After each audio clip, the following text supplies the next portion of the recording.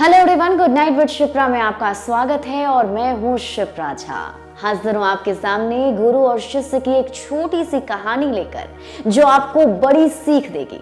कैसे गुरु ने शिष्य को जीवन जीने का तरीका बताया जो हमारे लिए और आपके लिए भी उतना ही जरूरी है। तो चलिए सुनाती हूँ ये छोटी सी कहानी। एक बार एक गुरु और शिष्य जंगल के रास्ते कहीं जा रहे थे। दोनों जल्दी जल्दी चल रहे थे क्योंकि शाम हो चली थी और उन्हें जल्दी से ये पूरा जंगल क्रॉस करना था। तभी अचानक शिष्य का पैर फिसल गया और वो तेजी से नीचे की ओर लुढ़कने लगा। गुरु उसे बचाने की कोशिश कर रहे थे, लेकिन ढलान ज्यादा होने की वजह से वो तेजी से लुढ़क रहा था। वो खाई में गिरने ही वाला था कि तभी उसके हाथ में बांस का एक पौधा आ गया।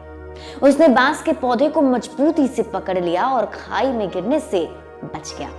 बांस बिल्कुल धनुष की तरह मुड़ गया था, लेकिन ना तो वो जमीन से उखड़ा और ना ही टूटा। वो शिष्य बांस को मजबूती से पकड़कर लटका रहा और थोड़ी देर बाद उसके गुरु भी वहां पर पहुंच गए।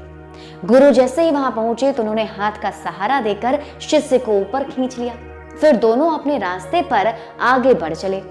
रास्ते में गुरु ने शिष्य से कहा, जान बचाने वाले बांस ने तुमसे कुछ कहा है, तुमने सुना क्या?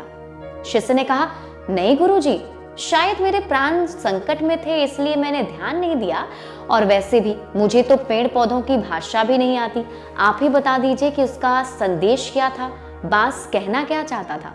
गुरु मुस्कुराते हुए बोले, खाई में गिरते समय तुमने जिस बांस को पकड़ लिया था वो पूरी तरह मुड़ गया था, फिर भी उसने तुम्हें सहारा दिया और तुम्हारी जान बचा ली।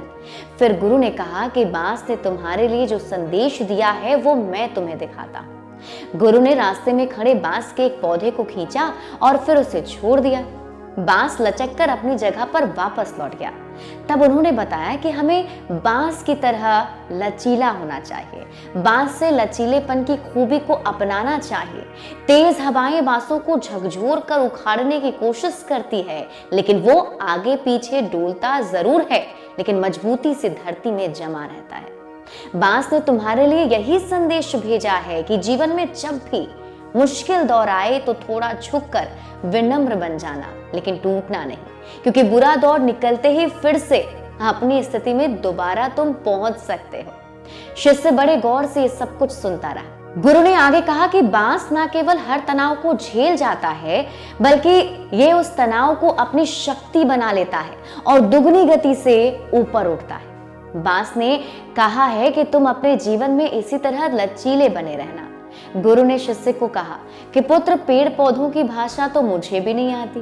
बेजुबान प्राणी हमें अपने आचरण से बहुत कुछ सिखाते हैं। तो इस कहानी को सुनाने का मकसद सिर्फ इतना सा है कि जब भी आप किसी समस्या में फंसे रहें, आप किसी प्रॉब्लम में हो, तो आप पोलाइट हो जाइए और उस समस्या को हर तरीके से, अच्छे तरीके से, मजबूती से झेलिए, क्योंकि उसके वक्त गुजर जाने के बाद आप वापस से फिर से खुश हो सकते हैं। तो हमें भी अपने जीवन को, अपने आप को बांस की तरह लचीला बनाकर रखना चाहिए।